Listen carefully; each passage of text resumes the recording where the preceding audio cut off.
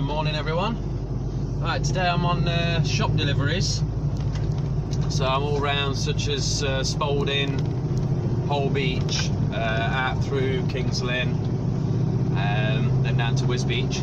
So I'm on refrigerated goods today, so I've got all your cold sort of frozens and refrigerated meats and things like that on. Yeah, I'm in one of the Dafs, so hopefully when I pull up for my break I'll be able to film, you know, show you the vehicle and what I've been using for this. So yeah, I'll do that, so I'll get back to you in a minute. Cheers. Right, there it is, the wild Daf. So we've got two of these. We've got these sort of middle to end of last year, and yeah, it's alright, it's not bad. Excuse the wind, it's quite windy here, it wasn't earlier. Yeah, they're alright, 16 tonne, like I say. A couple of things are quite handy, but at the same time not without the problems. One is this step here, see that under there? So what you got is this catch, which obviously holds the step in, and it keeps coming loose. So as you're driving, this flaps up and down, it tends to get stuck up. And I was coming around a corner in Melbourne, I didn't know that had come out, and as I come around into the village, I volleyed somebody's wheelie bin up the road, which was lucky it was empty and lucky it wasn't a bloody pedestrian. So I've been keeping an eye on that, and yeah, so they're quite handy though, getting in and out. Nice little steps. So there. The other problem, actually, while I'm on problems, is where they put the fuel tank on this. So it's right underneath. So it's in the arse to get in there and try and get the nozzle to stay in. Got your tail lift around the back here. We'll come to that in a minute. The controls, some on the inside. Good thing you can do with the key fob on this one, I've not got one in my hand at the minute, is you can hold a button in and it will flash all the lights front and rear. So you can do like a full light test and make sure your bulbs are working and that. So that's that. 3-door setup on the back, which again would be handy for getting them to close around corners, you know, get it to pin down to the side of the lorry, but not handy for getting in and out, because again, steps are on that side, so you're going to have to jump in and out of there. So you've got to open both doors, you can't just dip in through the middle one. And again, to the tail lift. Alright, so this is your tail lift. Your outer controls are there. They look in this panel. A little key there that you remove. Yeah, it's alright, but a couple of little problems I've got with it. One is it comes down like a ramp as opposed to laying flat on the floor. That can be an issue. The other thing is these little clips down here. Pop those little bars up there to stop your pallet rolling off. The problem is when you're trying to get your pallet off, they tend to flip up and catch the back wheels of your pallet truck. The other issue is the lights. So as that comes down, the actual bar with the lights on is pointing the lights at the ground. So you've literally just got two little LED lights up there, and they're not indicated either, so there's no hazards flashing on there. So if you're on a dark road, that's going to screw you up there. And the other thing is the actual light bracket here. Those nuts there, see they've been grinding on the floor. So I don't know how long they'll last, or how long it'll be before the actual lights are pointing upwards as opposed to sort of straight out. But that's that anyway. We'll move on and have a look at something else. Right, let's have a little look at the inside then. So yeah, inside we've got not a lot really. It's obviously a day cab.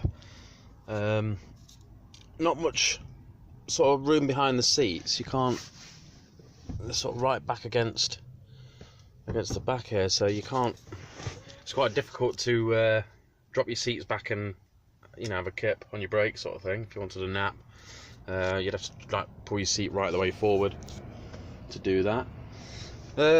Yeah, it's not bad. It's not bad inside. It's quite nice. I say the seats are really comfortable on this one, and Bluetooth. It's got your Bluetooth for your phone, so you can obviously, you know, use the phone inside the vehicle. I don't use that myself because I just tend to use my headset.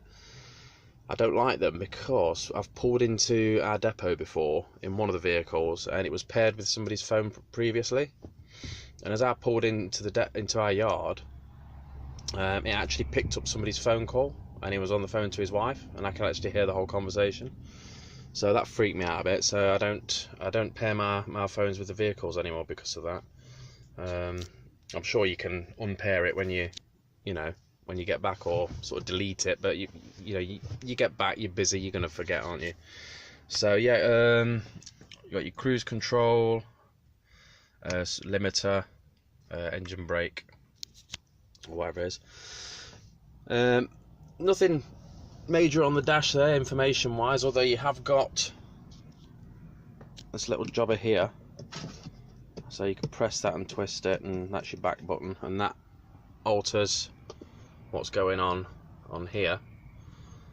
So you've got all your different settings for your phone and so on, vehicle information, so you can check your air pressure and so on. This thing here, the Eco Performance, it's all about economy in these things, and you get this readout of like a total score on how well you're doing. I mean, you'd have to reset it for every driver because we don't use the same vehicle every day. So your fuel consumption, braking, and this, that, and the other, that's all right. But when you're on the main screen and you're driving, you've still got this little bar at the bottom, and every now and then it'll pop up with messages like rolling longer saves fuel and well anticipated and all these things. And I think actually they're like distracting, aren't they? It's little messages that are popping up all the time that are taking your focus away from the actual driving. So you can turn them off a bit, but what tends to happen then is you get out the cab, turn your ignition off, get out, get back in, and it all comes back on again. So it never remembers. It always puts everything back on. Over here you've got your various different, obviously you can lock your doors. This belongs with that thing there. That's your lane discipline. If you sort of veer off to the left or the right, you start to go over the white lines, it'll make a loud buzz, obviously in case you're nodding off or something. That again, if you want to switch it off, you can switch it off, and it's alright. I tend to switch it off because on a lot of the small country roads like I was on this morning, you can't help but sort of be across the line most of the time, so you've got this constant buzzing, and it comes through the speakers as well, so it's quite loud. So I tend to switch that off a lot. Again, as soon as your ignition's off and back on, it resets and it's back on again.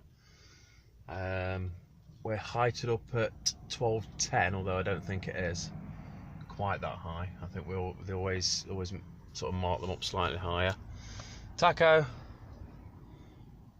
radio down there. That is rubbish. That is completely rubbish. I think one of the DAFs is better than the other one, but they don't hold a signal at all. So that's quite irritating. I didn't think they put these in anymore. Look, we've got a cigarello lighter there, look. And one of these there storage things, or an ashtray or whatever it was. So that's the key for the tail lift. Flicking that on and off. You've got some tail lift controls in here as well. There's one other button over there, that's for the traction control. That big cable down there is for operating the fridge unit off the mains in case you need to park up overnight and with anything on the back. There's nothing else much in here really.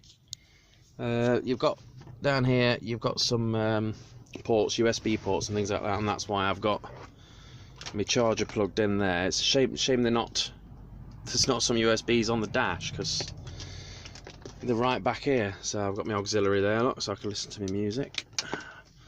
And yeah, that's pretty much it, really. It's basic enough, really. Basic enough. You got the fridge unit there as well.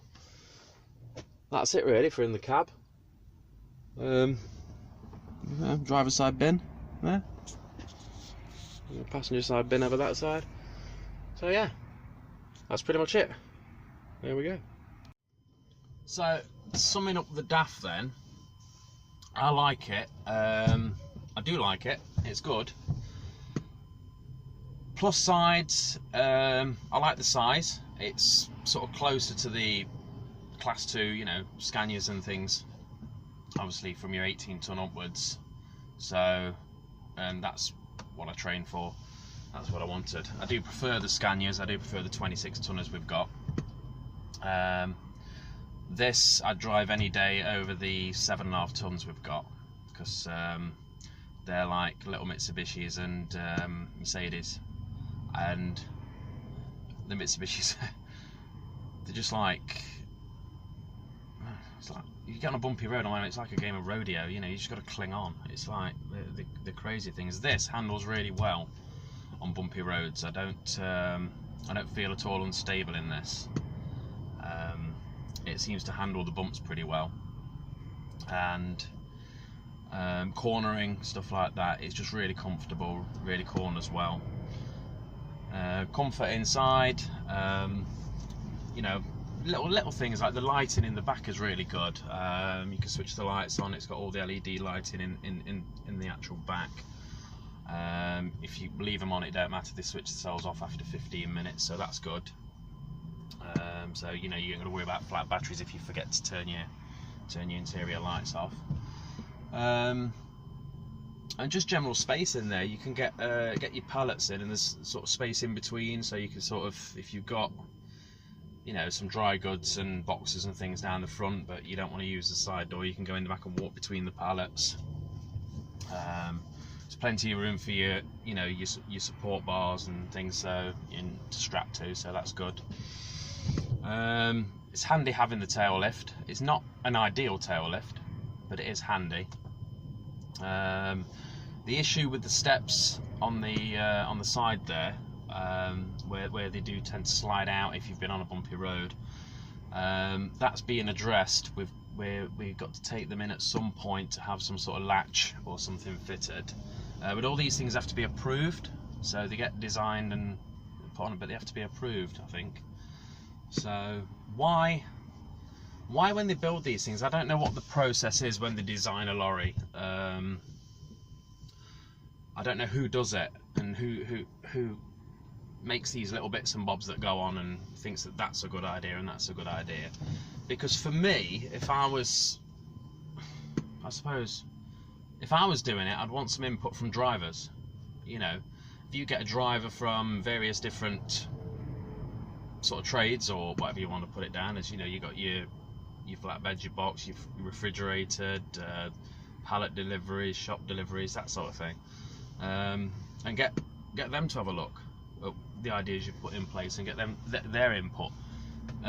Whether that goes on or not, I don't know, but I think if you were going to design something for somebody to use, you'd be better off getting the input for somebody who actually uses it. You know, I mean, I've been in jobs before where you've had somebody, you know, doing a particular job that has maybe trained for it in university but never actually sort of did the job or know anything about any other jobs below. But that's it's a completely different story, but it kind of relates. So yeah, so the steps on the side, they're going to be addressed. There's some sort of latch going to be put on that, and we've, I think, just ordered a 7.5 ton version of this. There'll be no tail lift on that one. I think that's coming in March, end of March, so that'll be interesting to have a look at. Yeah, steps, that's being addressed. So the tail lift's not ideal, because instead of it coming down level with the floor, it comes down as a ramp, so that's great if you're getting a pallet off.